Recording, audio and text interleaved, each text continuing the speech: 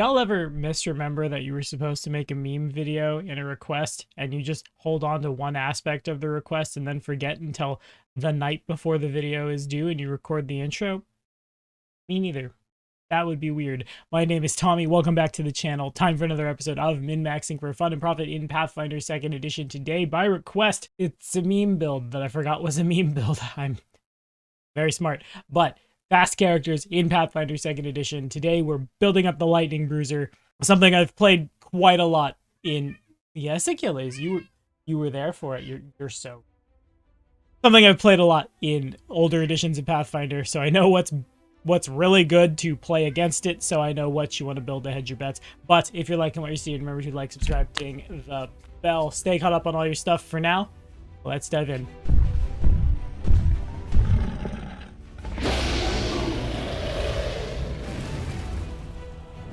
So, Lightning Bruisers. It's a tale as old as time. I distinctly remember a point in time I played an elf barbarian in 1E and thought that I'd come up with this trope, and no, I didn't at all. It goes very fast, it hits very hard, a jack of two trades and a master of both, not like your glass cannons who don't necessarily want to be hit, or your mighty glaciers or stone walls that stand in the middle, take a bunch of punishment, trading out their gotta go fast for their gotta get strong. There are a bajillion different variants of this across TTRPGs, comic books, basically anywhere we're telling stories. Within the bounds of 2nd edition, well, I have to say, there's a billion different ways to skin that quickling, I guess. But it's definitively a much easier animal to put together than it was in older editions of D&D, just strictly because less things stack. Item, circumstance, status, sometimes untyped. That's all of the various buffs we have. In 1E, you could definitely go a lot faster. There's definitely a cap here,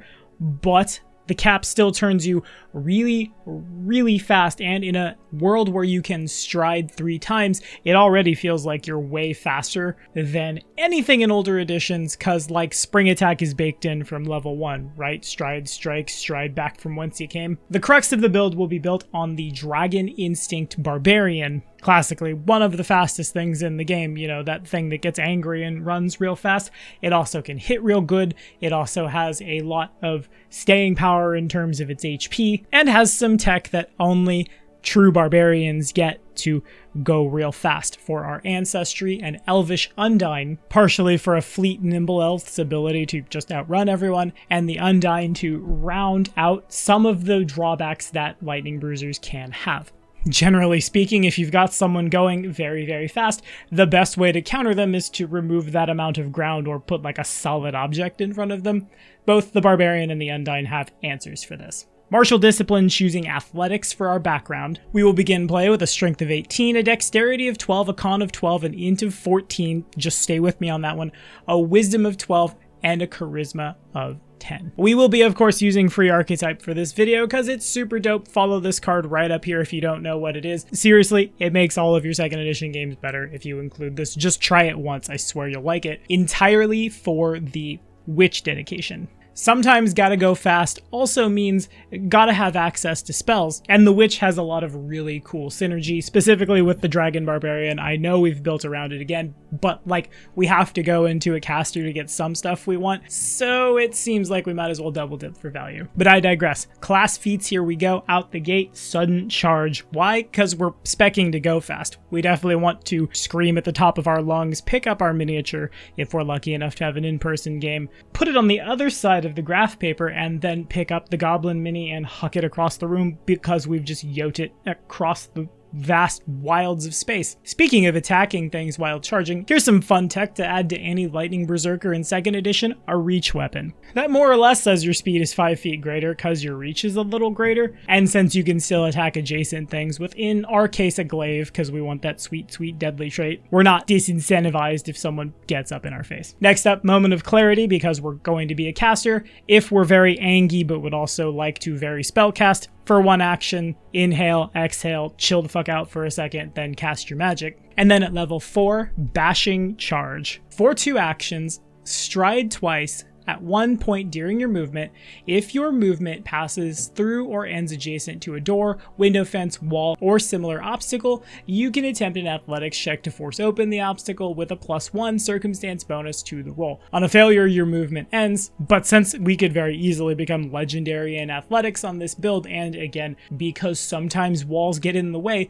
we might just need to I'm the fucking juggernaut through the side of the wall, or the door, or the fence, or in higher level play, if you can get like an adamantine glaive, or like an adamantine punch power or something, and just beat a hole in the side of a very strong whatever happens to be in your way. Seems real good. There is another class feat for barbarians that lets you get past opponents this way, but I feel like classically we're getting past opponents by running around them, or in a perfect world in which your game master is building around this trope and you have a lot of big battles in open spaces, just sudden charge into them and cut them down. Attack of opportunity at level 6 because we've got that reach weapon and things probably don't want to be near us, or we'll have to stride into us, or burn 2 actions to stride right up and then step that last 5 feet. More often than not, I think non-intelligent opponents are just going to chase after you like a dog chasing after the mailman, not knowing what they're going to do when they catch the mailman and the mailman is angry and has a sharp object. Next up, we'll take Dragon's Rage Breath to have a little bit more extra versatility because sometimes we've got to go wide, and truthfully, another drawback of the Lightning Bruiser is if you get very far away from your party, you might get cut off by the bad guys who then swarm you. The mithril lining here means no one will be caught in the cone of the Dragon's Breath weapon you've chosen. Choose whichever dragon you want. As I always say, you will know better than me. Choose this one for flavor. If you've converted Reign of Winter into 2nd edition, maybe don't choose the cold one, choose the hot one. At level 10, we'll take Furious Sprint.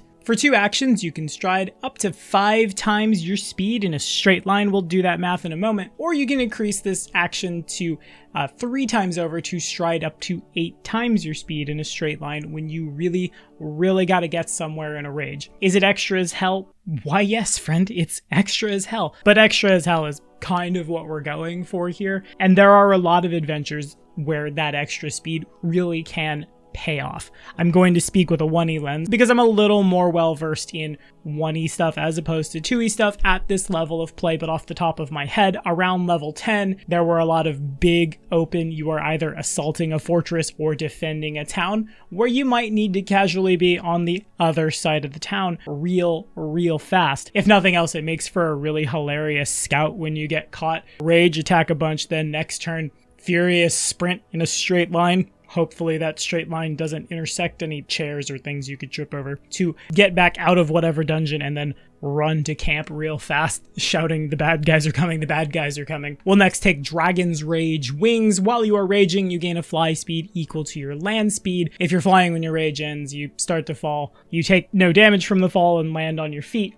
We're not taking a climb speed on this build at any point. You certainly could with elf things. Oftentimes we will be fast enough to either, in a universe where you're on the bad side of the ridge and you need to get around the other side to attack, you just run the heck around the other side, or find cover so you're not being shot at by the bad guys on the ridge, and then eventually in higher level play you just fly up there. And indeed we will be choosing the one and only Arcane Witch Patron, at least at this time, Rune. Eventually, this may be superseded by the fly spell. If you'd like to retrain this into something, I don't see why not. However, having this does save a spell slot. At this point, we're kind of just taking the good come and get me remains one of the best barbarian feats in the game. Until your rage ends, you are flat-footed. Damage rolls against you gain a +2 circumstance. If a creature hits you, they're flat-footed to you until the end of the next turn. If you hit it before the end of your next turn, you gain temp HP, equal to your con, or double that on a crit, which lasts until the end of your rage, because you're probably going to have to do fighting, and I'm imagining at some point either you're gonna be in a small space where you can only Mad Max around the Thunderdome so much, or things like dragons are just straight faster than you. So there's only one out: make them regret getting in your face by murdering them. Gonna run all the way back to the beginning for the next one. Furious Finish for 1 action. Make a strike. If it hits, you gain a circumstance bonus to damage equal to the number of rounds remaining in your rage. We're gonna do that same loop we did before. Moment of Clarity plus True Strike plus Furious Finish. Probably hits most of the time, may crit a lot of the time, and probably does a lot of violence when it does. So again, since we have the tools in the toolbox, it seems right to grab it. Next, we'll take Brutal Critical on a crit with a melee strike, which with True Strike Strike, we can probably engineer a lot. Add 1 extra damage die, which is in addition to any extra dice you gain if the weapon is deadly or fatal. The target also takes 2d8 persistent bleed damage over it for them to bleed out as they try to chase after us as we go. We'll deal with that in a second. For our final Barbarian class feat at level 20, Quaking Stomp. For 1 action, we make an earthquake by stomping the ground, which I think we could actually pull off a lot more because that 60-foot burst probably doesn't catch the party if we've run the fuck out in front of them before we do it, right? For our archetype feats, indeed the Witch Dedication up first, then Basic Lesson for my favorite shenanigans on the Witch forever, Elemental Betrayal. When we spend 1 action to cast this spell, choose air, earth, fire, or water, or the typing of the damage of our Dragon Breath. Remember that we get extra damage of that type when we are in Dragon Rage. Each time the target takes damage from a spell or effect with that trait, it takes an additional 2 damage. Heighten +2 for +1 more. I feel like a lot of times our plan is going to be a very simple and straightforward once we're way out and just like down to target that one person in the back who we've sprinted up on. As simple as Moment of Clarity, sustain Elemental Betrayal, then strike. Don't call it a Vital Strike build, because this isn't 1E basically. We'll next take Basic Witch Spellcasting, then Patron's Breath for more arcane spells to help us do what we want to do, then Cackle to sustain Elemental Betrayal, or its big brother when we take Greater Lesson, a little easier. But before that, Expert Witch Spellcasting, then Greater Lesson, choosing Needle of Vengeance. For 1 action, name yourself or one of your allies. Again, probably yourself. If you're way far out and locked in mortal combat with someone, the target takes 2 mental damage anytime they use a hostile action against you, or as always, this is a wonderful feat to protect like wizards or the true witches or anyone who has less HP, to incentivize the bad guys who can identify this, or at least identify, ow, god, hitting the sorcerer hurts, I'll attack you instead, to attack you instead. Next, we'll take Witch's Charge. During our daily prep, we choose the slowest member of the party. You're always aware of their direction, distance, and conditions affecting it. Touch spells can go out to 30 feet. This is enough for you to, like, if you're scouting way far ahead, for your spider sense to tingle and be like, oh shit, I gotta get back, and then sprint the hell back to the, like, insert squishy full caster here who needs your protection. Then, Master Witch Spellcasting for even more spells, then Quickened Casting to help our action economy out. Skill feats are up to you. For the Ancestry feats, of course, Nimble Elf first for that +5 bonus to your speed, followed by Elven Instincts for the buff to initiative, then Strong Swimmer. It gives us a swim speed equal to our speed. For that other thing we might run into that stops us from lightning bruising, water. By the end of the day, we'll have a fly speed, we'll have a swim speed, we'll have a land speed. We can't climb or burrow, but I think we'll be fine given that the burrowing things will have to come up to find us to attack us, and climbing something can generally be circumvented by flying over it, running around it to find the easier side to climb, or our bonkers athletics. Elf Step for the ability to step 10 feet, then lastly, Tidal Shield for a very big late game defensive buff that is just terrifying. For the general feats, Fleet will help us go even faster, Toughness and Die Hard keep us tough and undying, then Numb to Death, assuming of course that you die, then Canny Acumen choosing our reflex save. Did you know barbarians get Master Perception on their own? Yeah, no, I had no idea. I'm literally re-recording this at the very last end because I chose Perception because I wanted to make sure you saw the traps because you were sprinting hundreds of feet in front of your fellows. The more you know. Next, for our magic, are there faster status bonuses to your speed? Yes, there are, but I definitely prefer the ones that are going to last for longer, so a 2nd level Longstrider lasting for 8 hours seems like an amazing use of a 2nd level spell slot. We'll talk about some other ways to pad this out a little faster for when we really need it. For now, this is just bread and butter. As eventually is Fly if you don't want your dragon wings, heightened to level 7, which will burn a high level spell slot on our end, which is kind of rough, but for an hour, having a fly speed equal to your speed, pretty darn good. Even a 4th level spell slot for 5 minutes of flying is certainly enough for the combat, probably enough to get around the thing you were concerned about. Haste gives us an extra action every turn to stride or strike, so if we really need to sprint a billion miles an hour directly at someone and then like smack him with a glaive at the end, that value is still there, and everyone loves getting a 7th level haste at the start of the big fight. But when the Shoelace Express won't do it, Dimension Door and Teleport, both on our spell list. The reason we chose Arcane over Primal Casting for the most part. Dimension Door heightened to 5th, eventually yeeting us a mile forward. Teleport, obviously, yeeting you 100 miles. Eventually heightening this up gets us even farther, and helps us get our friends other places as well for when, you know, we have to play a party-based game and we're not all as fast, and there it is. Though, God, thinking about it, since less things stack in 2nd edition, there are a lot of ways to, like, grab your circumstance, grab your item, grab your status, and, like, this build, a druid that's turning into a deer, something with a monk or swashbuckler, y'all could book it pretty hard if you really wanted to. It's like a whole theme you could build a party around to just get in, get out. That's an interesting thought experiment, not gonna lie. Blink Charge does a lot of the things we want to do as well. For 2 actions, you propel yourself through the fabric of space to bop someone in the head. You teleport to an empty space adjacent to a creature you can see within 60 feet at first, heightening this +2 increases it to 120. And then you make a strike. The strike deals damage plus 2d8 extra force damage. A critical failure, you force damage yourself, and that sucks. Even on a failure, they take a little bit of chip damage. If you just for some reason cannot get up that hill to that bad guy, are not sure you're going to be able to knock down that adamantine door, you can see through the window and see the what's an on-level creature for this. Insert demon here. It'll help us get around those obstacles while still doing that thing we want to do. Getting out is harder, but in the aforementioned example, I'll assume the lock of the door is on the other side. And then, of course, the arcane spell list also gives us access to a lot of things that will help the Lightning Bruiser get all the value out of what it wants to do. That is to say, make sure your opponents chase after you. It doesn't do a lot of good if you've strode 3 times a billion miles away and then the monsters are just like, all right, cool, I'll attack everyone else, you do you. Though certainly you sprinting, that probably means you got the flank. First up, command. For 2 actions, until the end of the target's next turn, you can command a target to, in our case, approach you. It can't delay or take any reactions until it's done the thing. On a success, nothing happens. On a failure for the first action on its next turn, it must generally, in our case, stride after us. On a critical failure, it has to burn all 3 actions trying to keep up. For 2 actions, cast this. For 1 action, move away. Things may use all 3 actions and just catch up to you, provoking attack of opportunity as they do so. Or even on a failure, they're like, stride to you, snap out of it, stride back and do a thing. It throws a wrench in the bad guy's strategy, which is exactly what the Lightning Bruiser wants to do. Eventually hitting 10 creatures with this, your mileage may vary, it will be hilarious. Aromatic Lure overrides a target's olfactory senses, targeting 1 creature at 60 feet away. You select a single square within that 60-foot range, which is not hazardous or occupied. Assuming that means you can target a creature 60 feet away from you, and then 60 feet on the other side of you, you target a square. Both are in range of view. That would be 120 feet away. The target is drawn to the location, becoming euphoric upon arrival. They make a will save. On a critical success, nothing bad happens. On a success, stupefied 1 for a round. On a failure, they are stupefied 2 and move toward the selected location via the most direct route possible for a round, bypassing obvious hazards in the way. Again, getting them to move towards you, getting them to move where you're moving, disrupting the enemy formation. On a critical failure, they're stupefied 4 and moves to the selected location via the most direct route possible for a round, bypassing obvious hazards and enemies in the way.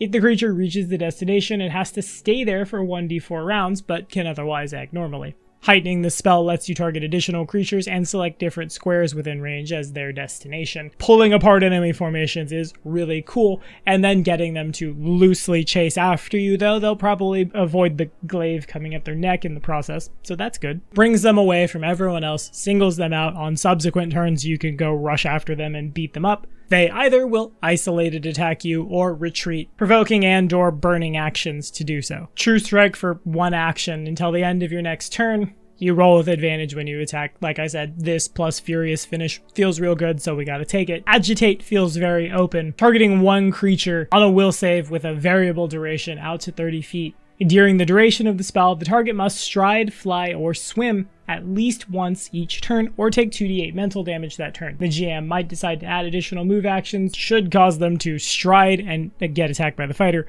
or take a bunch of mental damage. No effect on a critical success, 1 round on a success, 2 rounds on a failure, 4 rounds on a critical failure, plus 1 heightening increases the mental damage by 2d8. And this spell doesn't strictly say, hey, chase after me. but it does make the enemy want to stride, and they saw you move, so it's entirely possible, if they're not already engaged, they use that extra stride to chase after you. Lastly, suggestion for 2 actions at 30 feet targeting 1 creature. You suggest a course of action to the target, which must be phrased in such a way to seem like a logical course of action to the target and can't be self-destructive or obviously against the target's self-interest.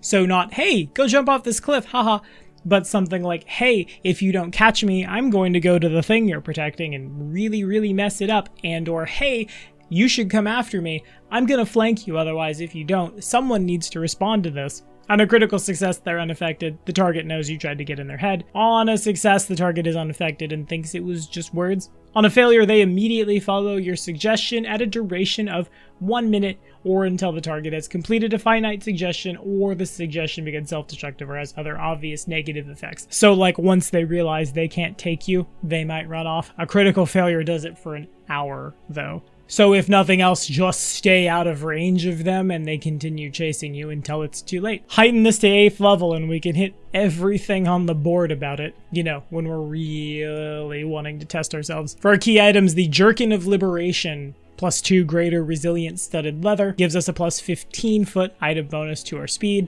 Effects that attempt to impose penalties on our speed must first counteract the Jerkin or they have no effect. You use either the Jerkin's level of 17 or your own to determine effects of the incapacitation trait.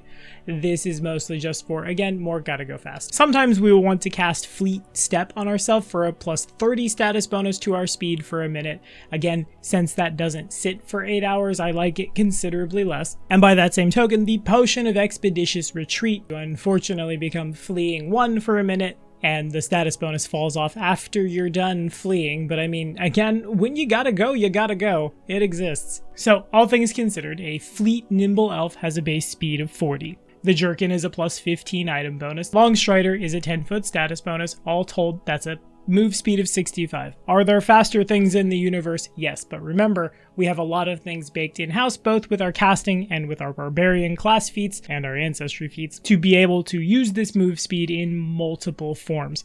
There's definitely a lot of arguments for elven monks or barbarians that turn into deer. Neither of those gets you the ability to fly without burning a spell slot, which we won't have as many of as we will have a once per rage get wings, which gets us around that thing that can stymie us the most. Using Furious Sprint, that's 325 feet for 2 actions, or for 3 actions, 520 feet, or 585 for Furious Sprint plus Stride. This increases with things like Fleet Step or the Potion of Expeditious Retreat, but this is home. In a world where the squares are 5 feet, and if the squares aren't 5 feet, talk to your GM because it's madness otherwise. 104 squares for 3 actions ought to cover everything and then some. Having the ability to do a boatload of damage when we get there, so as to get around the first pitfall, oops, I'm isolated, now the bad guys are going to kick my ass, and having a swim and fly speed very easily accessed in-house to get around that second pitfall, that pit we would fall in that might or might not be full of water. And yes, I know water sprint exists. I know you can stride in a straight line at least half your speed across the water. And like, this is good. And if you're only ever dealing with like rivers and shit, it's probably fine for your build. You could probably drop Undyne for whatever you wanted. However, should the bad guy decide to fly out over the ocean, should you be fighting aquatic things, should you be oopsie dude into a place where lots of water happens to be, having something to completely hedge your bets versus one skill feat to be really good at the Organ Trail seems just net better. That's all the time I have for this one. What do y'all think? Has science gone too far? Is this entirely too fast? Should it have been faster? Should I have been some elvish deer monk hybrid thing? Tell me about it down in the comments. As always, thank you all so much for watching. We'll see you next time.